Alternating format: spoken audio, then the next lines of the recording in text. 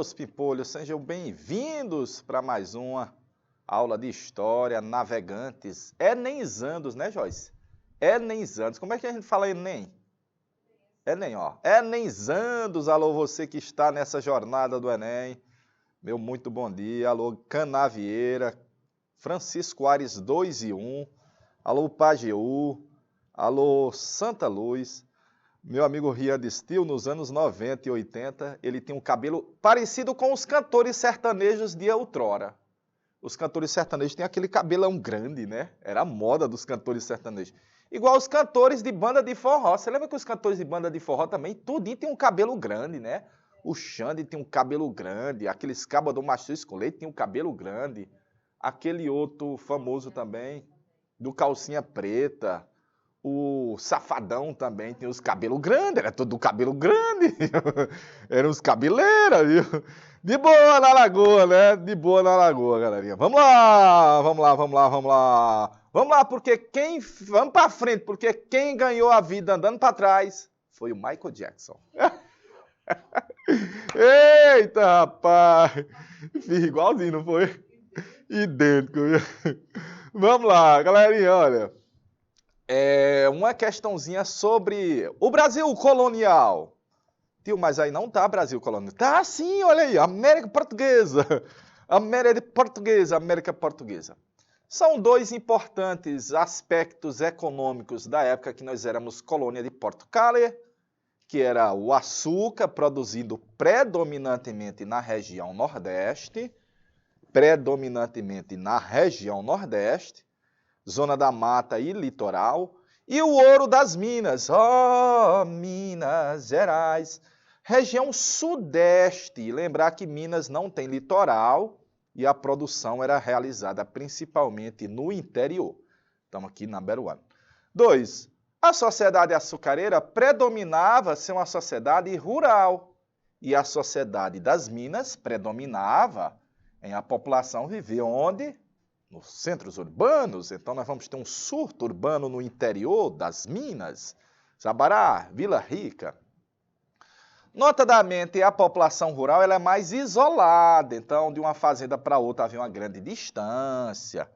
Notadamente, os contatos eram menores, inclusive o pouco relacionamento do açúcar era com a região que lhe fornecia o gado, haja vista que havia a produção do gado para a produção do açúcar. Mas a região das Minas tinha mais contatos com os Brasis. Haja visto que a economia mineradora era muito especializada. Quem ia para as Minas produzir o ouro, ia produzir o ouro. Não havia atividades outras praticamente. E quase tudo vinha de fora. Então, isso leva ao tópico de ligações perigosas. Minas dá um nó no Brasil. Por que Minas dá um nó no Brasil, galerinha? Porque você passa a ter um relacionamento das Minas Gerais com várias regiões que passam a vender ou abastecer as minas com produtos made in Brasil. Notadamente, a região do açúcar tem uma relação mais íntima com o mundo europeu, relacionado com o mundo externo, alienígena, do que com o mundo intestinal, do que com o mundo interno. E isso provocava uma baixa circulação. Todas as áreas rurais, a circulação monetária ela é bem menor, galerinha. Ela é mais restrita. E todas as áreas urbanas, a circulação de real ela é mais intensa. Por isso que eu coloquei uma intensa movimentação de real. E claro, a sociedade do açúcar ela é meio que bipolar, porque você só tem dois polos.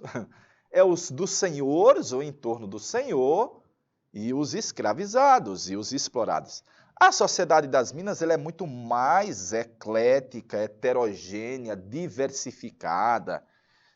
Você tinha ali os escravos, os desclassificados do ouro, uma classe média urbana. Tinha mascates, comerciantes, militares. Tinha altos representantes da coroa portuguesa e os ricos exploradores do ouro. Então a sociedade do açúcar ela é mais rígida. A mudança ela é menor, ela é menos possível. Não que não ocorresse a mudança social no mundo do açúcar, mas ela é muito mais restrita se comparado com a sociedade das Minas, que tem uma mobilidade muito mais maior, que tinha uma mobilidade muito mais intensa. Visto isso, havia alguns aspectos em comuns entre elas.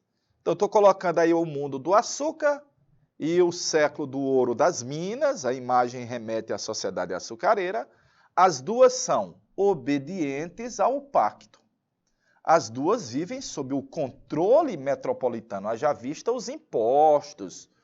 Os governadores nomeados vêm de onde?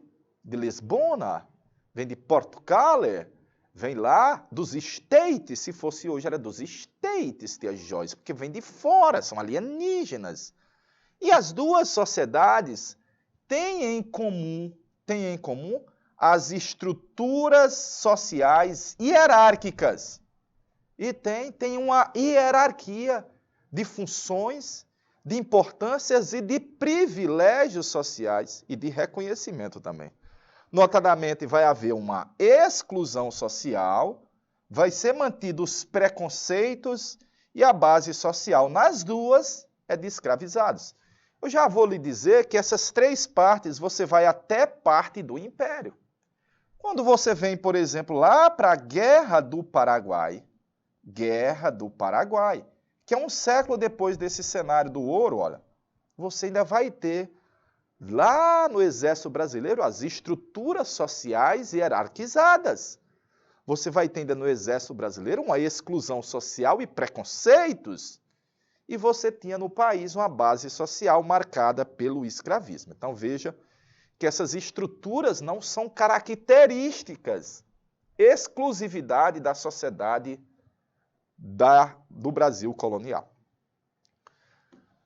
Daí a América Portuguesa, por que não podemos instalar fábricas no Brasil? Ora, para continuar comprando os produtos fabricados em Portugal. Como é o nome disso? Pacto colonial, exclusivismo, proibição de a gente concorrer com Portugal. De boa? Aí a derrama, Senhor, é o arroxo colonial, olha. Deu para ver o arroxo colonial? A cobrança arbitrária dos impostos atrasados? Vamos para a questão 9. Alô, Canavieira, bom dia, boa tarde. Ó. Bom dia, Canavieira, tudo bem? Alô, senhora Adriana, alô, meu amigo Rian. Tem dois textos aí, galerinha. Texto number 1, texto 2. Texto 1. A importância do açúcar fez da organização social das zonas canavieiras uma expressão mais característica da América Portuguesa. Agrária e escravista, ela estava organizada em torno do complexo formado pela Casa Grande, senzala, engenho, e as terras e canaviais a perder de vistas, é vero.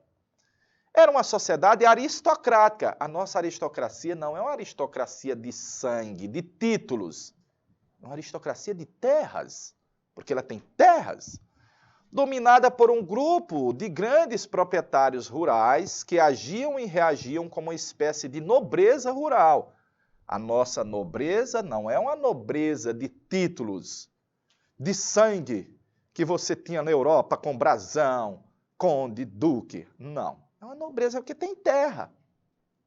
Sociedade de pouca mobilidade social, como nós vimos no resumo, na qual era quase impossível, mas não era impossível, quase impossível passar de um grupo social para o outro. Está aí um texto do Francisco Teixeira, Brasil, História e Sociedade. Texto 2. A sociedade das Minas, no século XVIII, cultivou características de uma, aí ele está citando, ó, é uma civilização urbana, cujos traços podem ser percebidos, por exemplo, na sua arquitetura barroca, as igrejas principalmente. A exploração do ouro das minas permitiu também que surgisse, à margem daquela sociedade, um imenso contingente de Flávios. Flávios. E o que são Flávios? Lísios. Papai! De novo, um grande contingente de Flávios. O que são Flávios? Lísios. São os desclassificados do ouro. Como disse a historiadora, são desclassificados sociais, são escravos, pretos forros, alforriados, homens e mulheres que criaram a multiplicidade de arranjo no Civiration, no Se Vira nos 30, e soluções cotidianas para sobreviver nesse mundo colonial mineiro. Perfeitinho? Vamos passar. Pela leitura dos fragmentos referentes à América Portuguesa, constata-se o que, meus pimpolhos? Pela leitura dos fragmentos, constata-se o que, minhas príncipas? Príncipas, como é príncipas, tia Joyce? Príncipas, princesa, buongiorno, principesas. Dom Fernando, deixa R$1 na tela, por favor. Per favore, em italiano.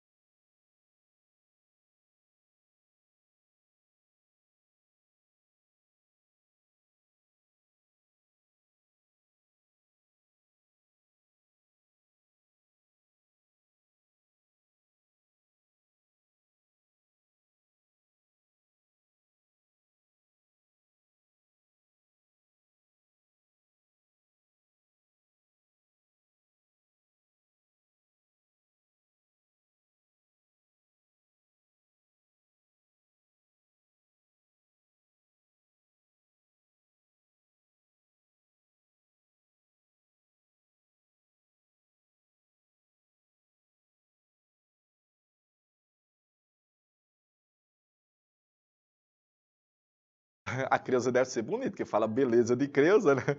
Beleza de Creuza, galera. Show! Vamos lá para a questão? Alô, Canavieira, deixa eu ver. Já temos respostas ali, ó. Já temos respostas, rapaz. Adriana de Stil, letra C ou letra E. Canavieira de Stil, a letra E de helicóptero.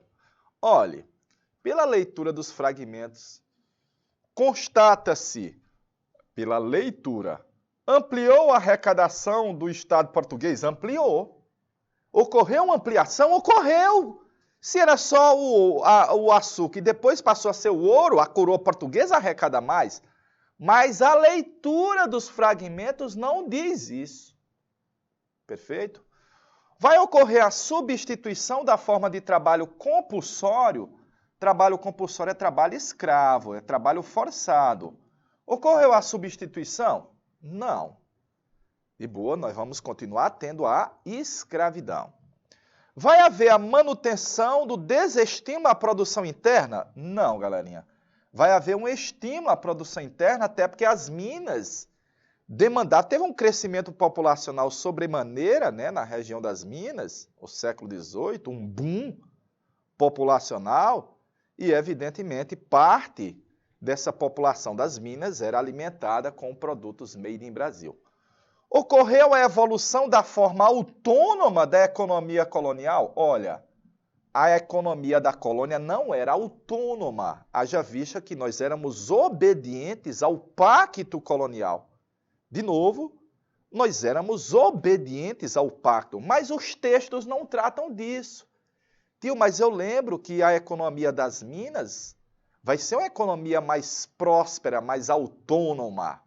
É verdade, mas os textos falam de continuou as relações com estruturas hierárquicas. Ocorreu uma continuidade em relação às hierarquias sociais? Sim, vai haver.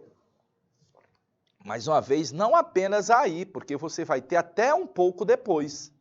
Não apenas aí, mas até um pouco depois. Letra C de sabido na questão de número 9.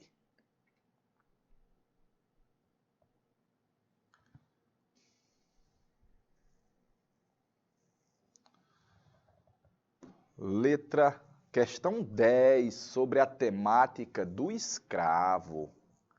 Questão 10, sobre a temática do escravo.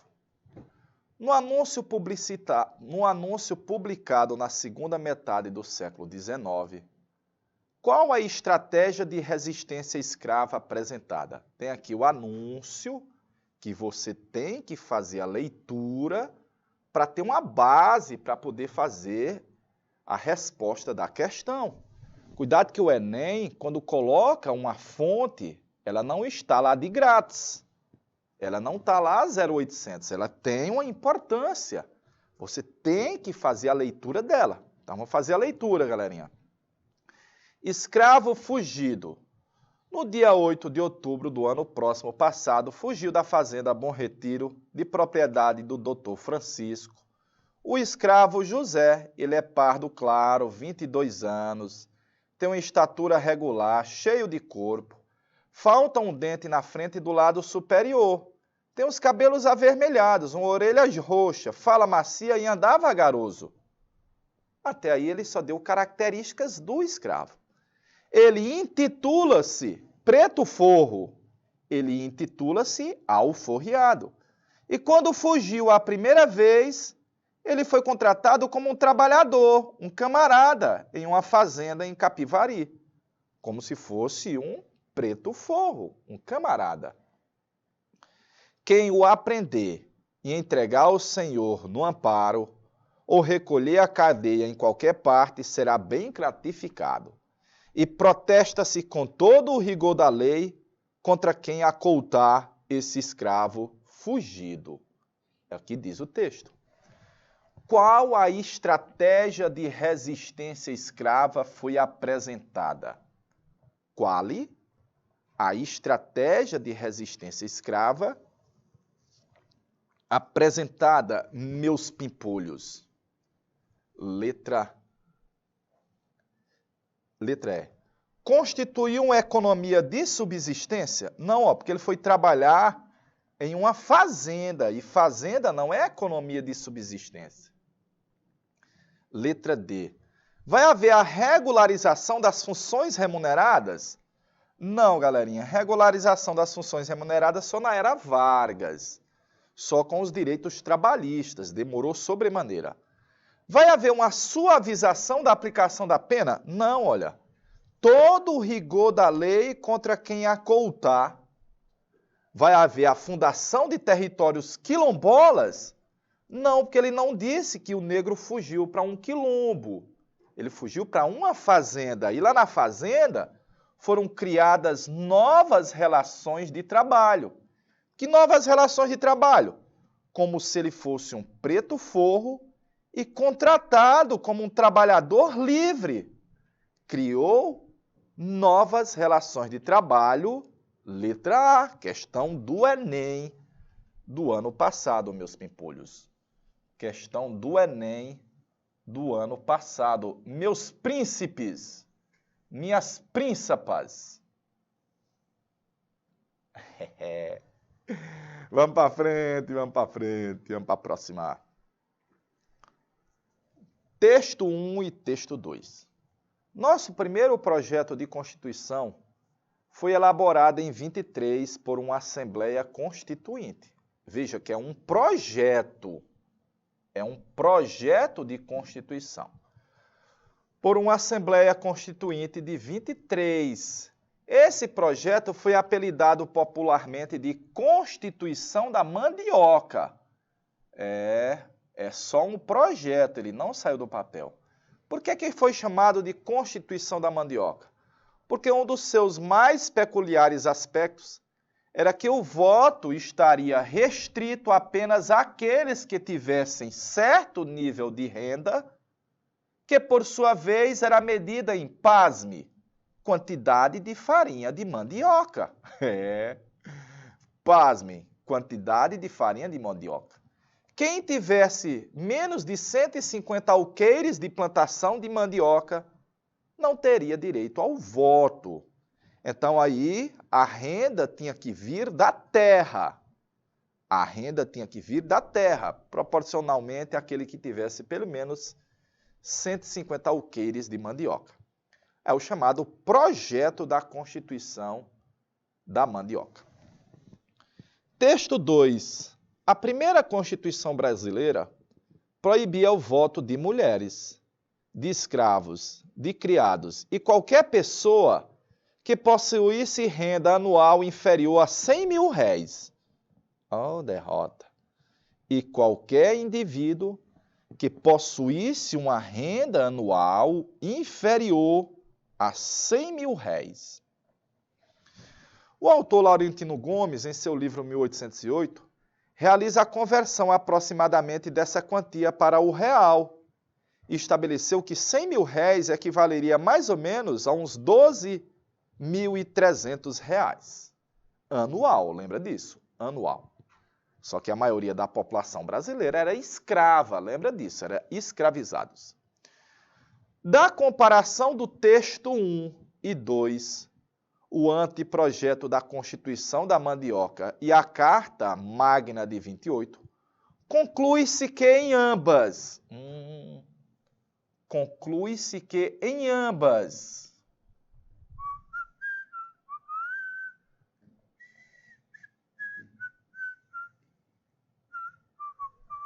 Conclui-se que em ambas...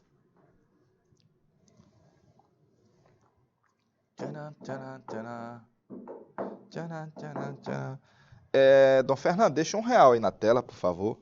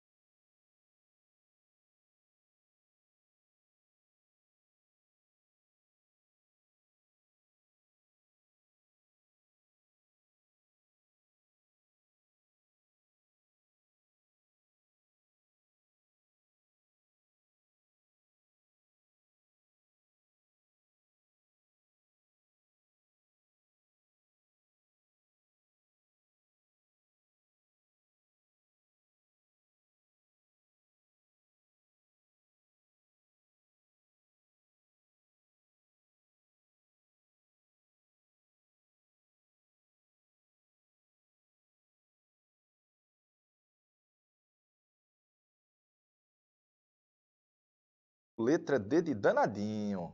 Tá certo, tá certo. Vamos lá. Ó. Conclui-se em ambos que os dois projetos e a Constituição estabeleceu. O Estado é laico? Não.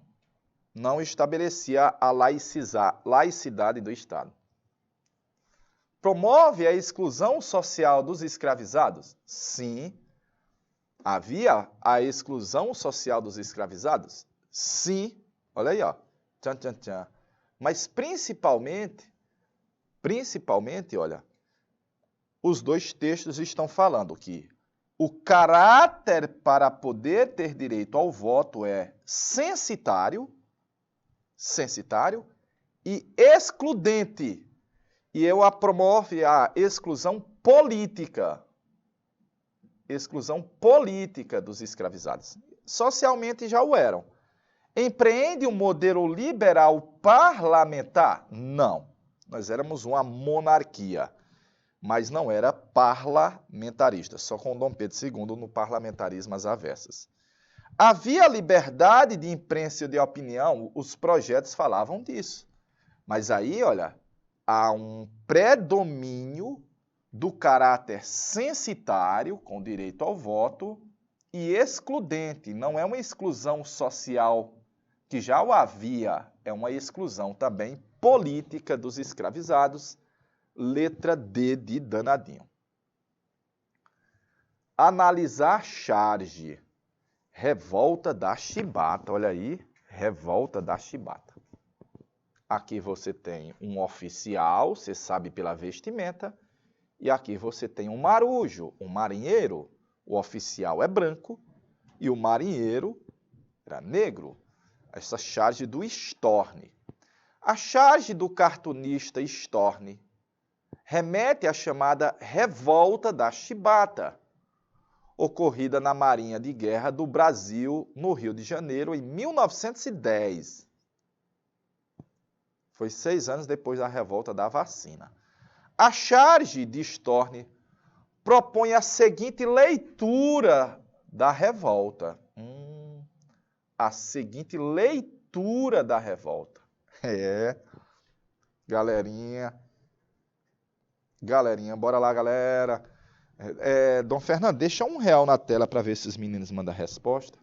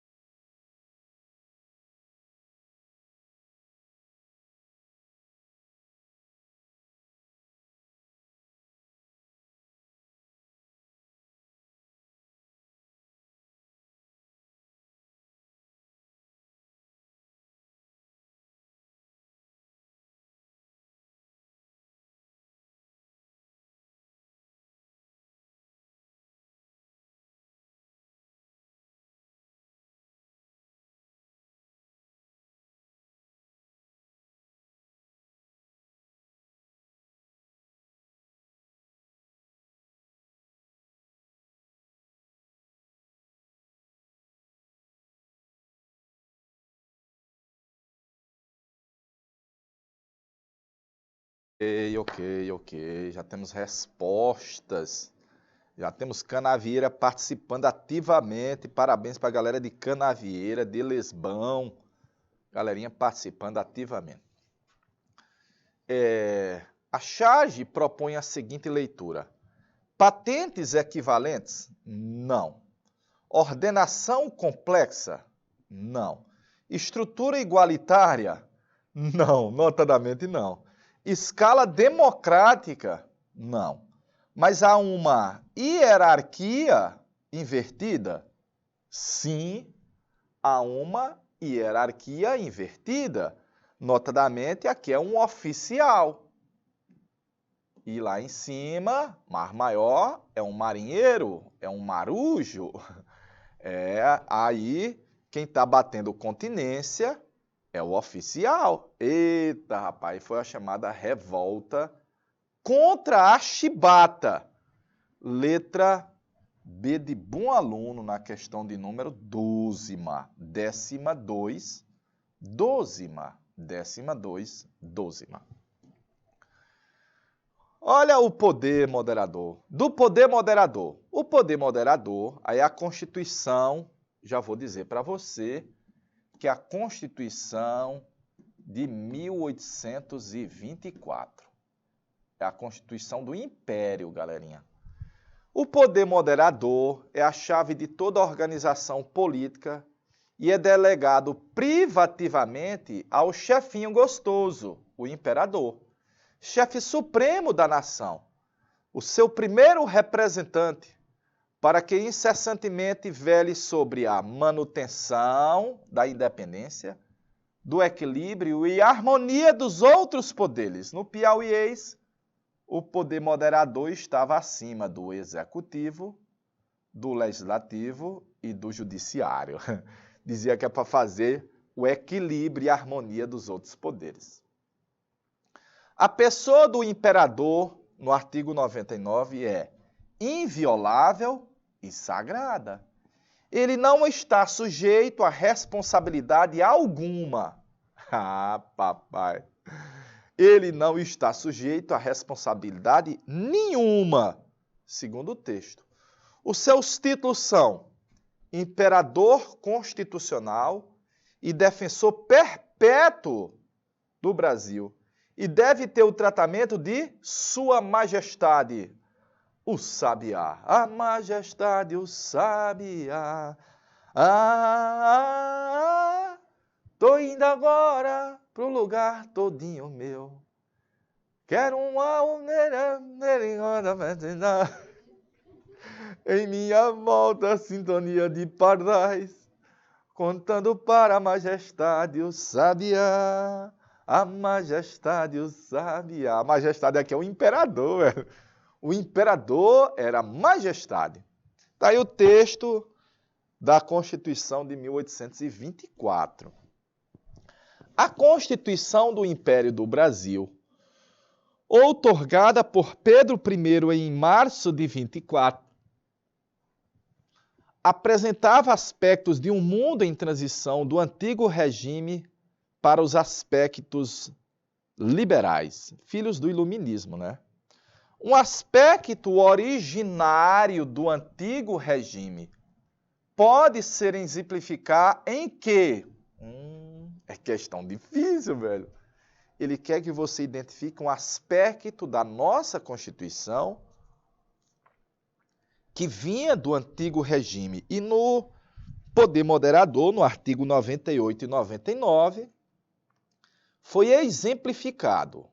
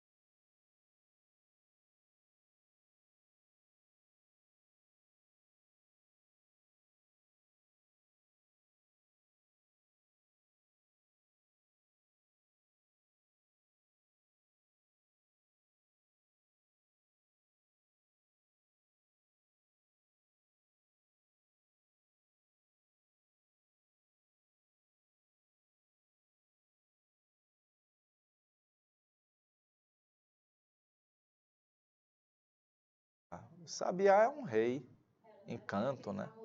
A música. É o pássaro, perfeito. Vamos lá, povo. Olha, a divisão dos três poderes, ou a divisão de poderes que você tem, é filho do iluminismo. É filho do iluminismo. Então, não remete ao antigo regime. A liberdade de credo também é filho do iluminismo. O Estado não era federalista. E a representação do povo pelo voto também é filho das ideias liberais, é filha do iluminismo. O que é que tem do ancien regime? A personalidade do rei era divina. A personalidade do rei era divina. A augusta personalidade do imperador Petrus I e depois Petrus II. Era augusta? Era. Porque é sagrada, era sacra. O imperador só tinha que dar informações sobre os seus atos ao maior depois que morresse. Papai! Era Augustus, era divino. E isso vinha do ancien regime. É um elemento que estava na nossa Constituição, mas era egresso das ideias que vinham do antigo regime. Os senhores teriam evitado o incêndio dos castelos se tivessem sido mais diligentes em declarar que as armas terríveis que eles guardavam e que atormentava o povo havia séculos, seriam destruídas pelo resgate forçado que os senhores haviam ordenado. O povo, impaciente para obter a justiça e cansado da opressão, apressou-se em destruir esses títulos. São monumentos de barbárie de nossos pais. Os senhores somente trarão de volta a calma à França agitada quando tiverem prometido ao povo que converterão em dinheiro, resgatáveis à discrição, qualquer direito feudal, e que as leis que o Senhor promulgarão aniquilarão até o mais ínfimo traço desse regime opressor. Michel Vauvelli, A Révolution Françoise, a Revolução Francesa, questão do estratégia. No discurso proferido durante os debates da Assembleia Constituinte em agosto de 89, verifica-se a defesa de qui, meus pimpolhos? Verifica-se a defesa de que, minhas príncipas? Buongiorno, principesa. Questão sobre a temática da Revolução Francesa e um dos anseios do chamado Terceiro Estado, galerinha. Um dos anseios, um dos desejos do chamado Terceiro Estado. Deixa R$1 na tela, Dom Fernando.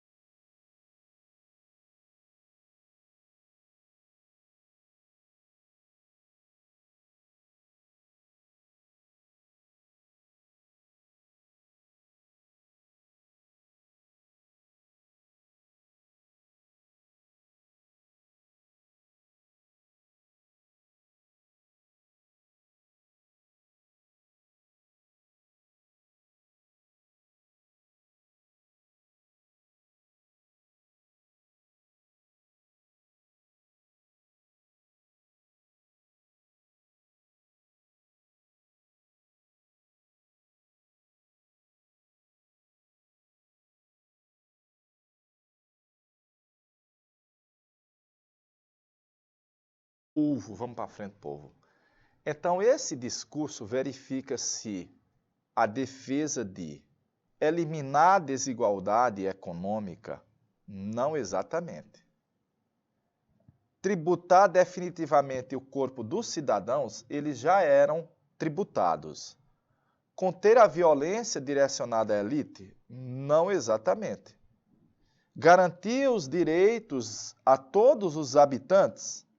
Não exatamente. Mas eles queriam que os privilégios da nobreza fossem eliminados.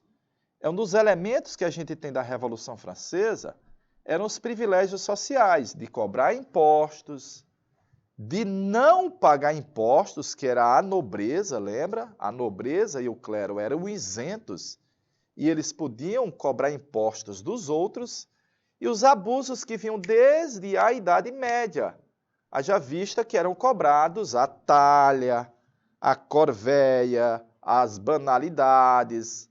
Eram heranças de obrigações feudais, privilégios da nobreza, dos nobres, nobiliárquicos, dos nobres. Portanto, letra A de aprovado. O fim dos privilégios dessa nobreza parasitária que havia na França. Analise a imagem. Aí você tem uma imagem que é um livrinho, né? De origem disso daí tem o nome de mandinga. Mandinga não tem aquela conotação pejorativa que se estabelece referente aos cultos afros, mas originalmente mandinga eram os versos do Alcorão que eram levados ao pescoço como forma de proteção. Mandinga. Esse livro, escrito com caracteres árabes, em tinta preta, foi encontrado preso ao pescoço de um negro morto durante um movimento rebelde ocorrido na Bahia durante o Império. Essa rebeldia foi qual? Questão boa, viu, velho? Essa rebeldia foi qual? Por acaso, praticamente todos os eventos citados aí, ocorreram também no território de La Bahia. Mas qual é o movimento rebelde que se relaciona aos negros seguidores do Islã, do islamismo, meus pimpolhos?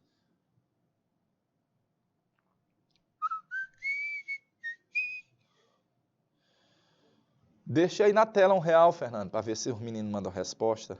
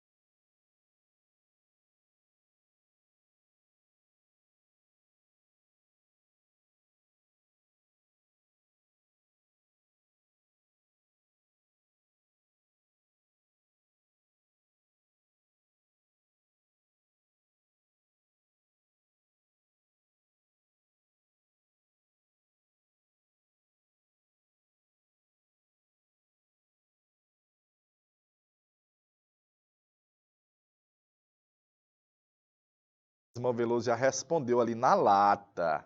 Alô, Josilane. Josilane disse também, tio, letra D de danadinho. Por acaso, nós tivemos um movimento de Canudos, mas ele não é no Império. Canudos é no início da República. Tá aí o primeiro erro, República.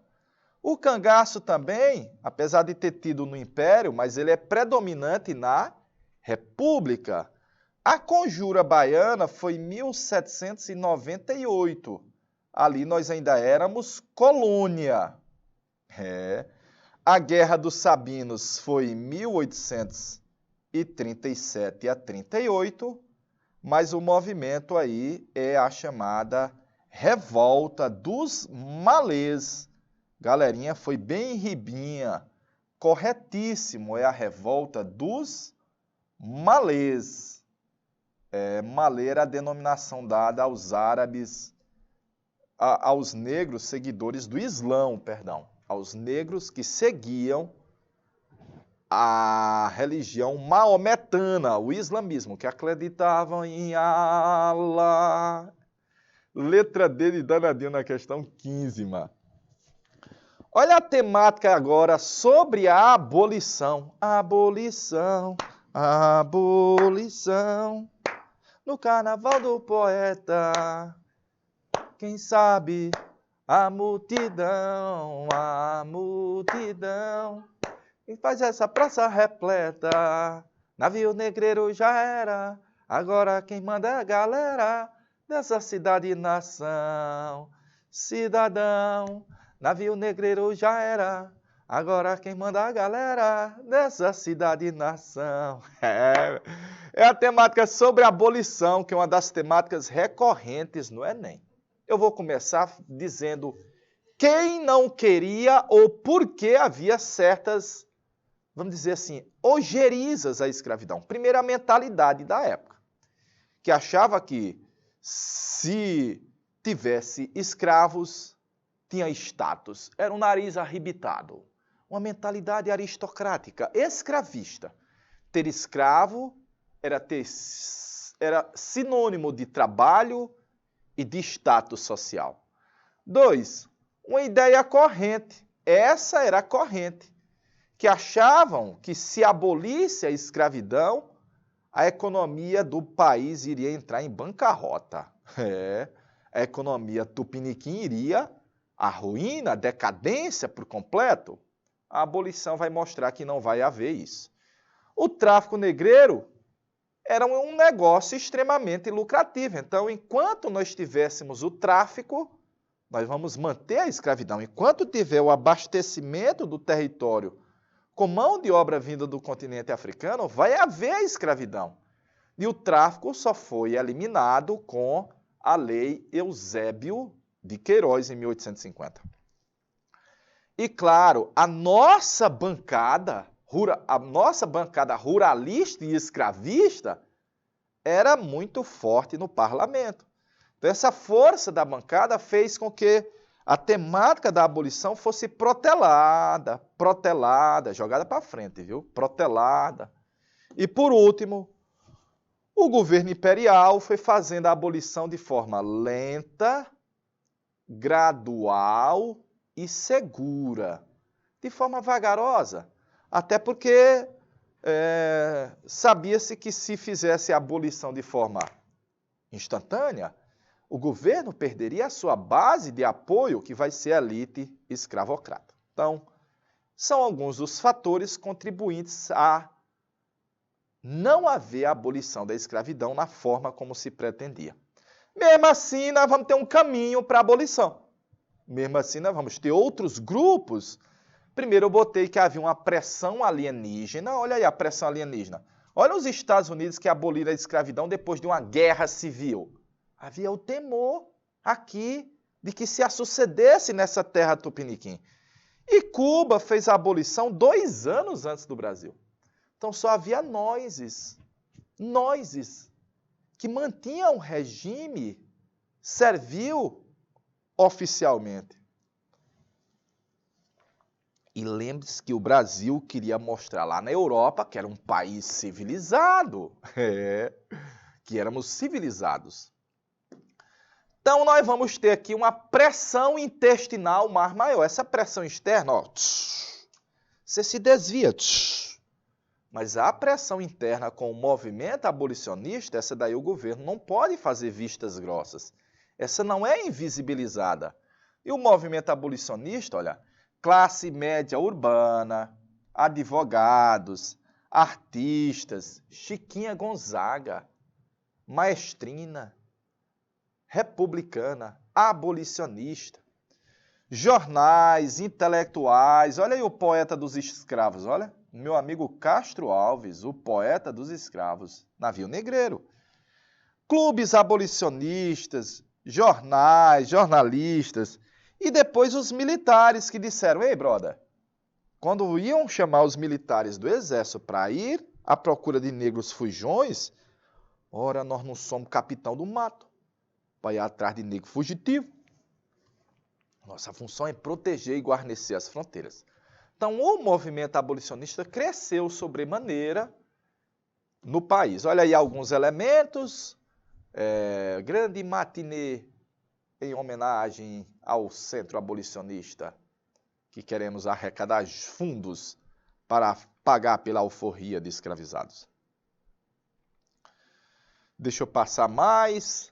Olha aí o Castro Alves. A Praça Castro Alves é do povo, como o céu é do condor. Aí você lembra que essa geração do romantismo é chamada condoreira. Condoreira, de condor. Olha aí o famoso navio negreiro. Passando. Alguns militares vão aderir ao abolicionismo. Na verdade, nós tivemos na Guerra do Paraguai uma espécie de irmandade dos militares com a causa da defesa da abolição da escravidão. Haja vista que negros e brancos meio que lutaram lado a lado. Quando terminou a guerra, Ora, vai ser mantida a escravidão aqui no Brasil. A guerra acabou em 70, foi mantida a escravidão aqui. Notadamente, muitos soldados brasileiros passam a levantar a voz contra a escravidão. Essa imagem que você está tendo aí à tela já foi temática de questão do Enem. Ó. Não somos capitão do mato para ir atrás de negro fugitivo. Essa imagem que você está vendo já foi, notadamente, já foi temática de questão do Enem.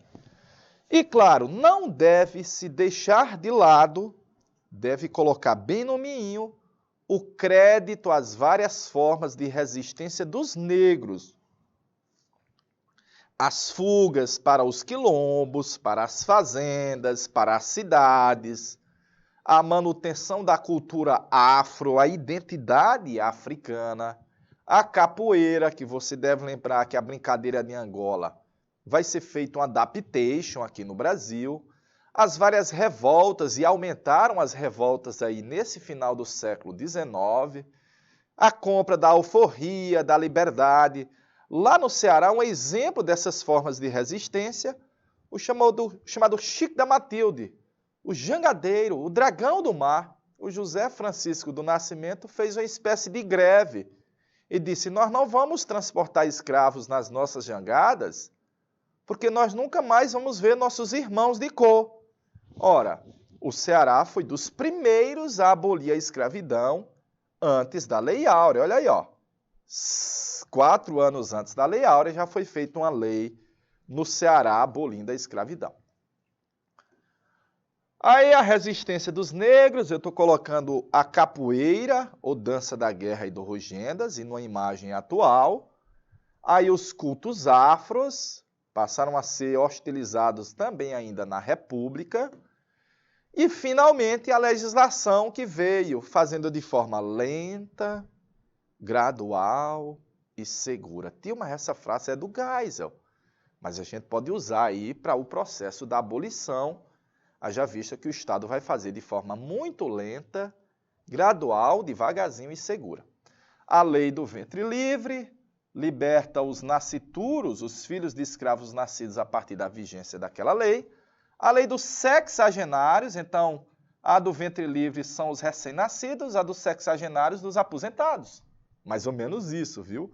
Os velhos passaram a ser mal vistos pelos proprietários e a lei foi aprovada, prejudicando, inclusive, os velhos que conseguiam chegar aos 60 anos. E, finalmente, a Lei Áurea, que só tinha 2 artigos, é declarada extinta a escravidão no Brasil e revogam-se as disposições em contrário. À medida que foram aprovadas as leis abolicionistas, o governo vai perder apoio da elite escravocrata, que era o grande sustentáculo político deles. Então, parte dos proprietários de escravos vão passar a virar as costas para o governo do Dom Pedro II. Deixa eu passar aqui. Daí a Lei Áurea, as camélias passaram a ser o símbolo da resistência, um símbolo da luta abolicionista, e a famosa Lei Áurea. E tem 2 questõezinhas. Eu vou primeiro para essa 17. Ó. Como escravos entraram na justiça e faziam poupança para lutar pela liberdade? Em 83, Rita entrou com uma ação na justiça da Imperial Cidade de São Paulo contra o tenente Júlio Nunes Ramalho. Poderia ser mais um processo qualquer, não fosse um fato notável. Rita não era considerada uma cidadã pela lei brasileira. Ela era escrava. E escravo não era cidadão, era propriedade de outrem. Já o tenente Ramalho era seu dono, seu proprietário.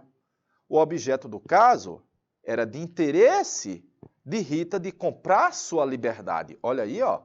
Interesse da escrava para conseguir sua alforria. O Brasil estava mudando. Em 1871, fora aprovada a Lei do Ventre Livre, que estabeleceu a liberdade para os filhos de mulheres escravizadas nascidas a partir daquela lei. Como, por exemplo, o menino Benedito, a quem Rita deu luz 3 anos após essa lei. Beleza. Além disso, A lei do ventre livre deu às pessoas escravizadas o direito de juntar a quantia suficiente para pagar por sua liberdade. O direito de juntar o dinheiro, fosse fruto de doações, do próprio trabalho ou de economias, e com ele comprar sua própria alforria, sua própria liberdade, independente da autorização ou não do seu proprietário. Independente ou não. Por isso que você via muitas vezes, galerinha, os clubes abolicionistas juntando fundos para pagar pela liberdade dos escravos, dos escravizados. A partir do caso narrado, a lei de 1871 promoveu a seguinte mudança na sociedade escravista. Uma mudança na sociedade escravista. Qual foi essa mudança?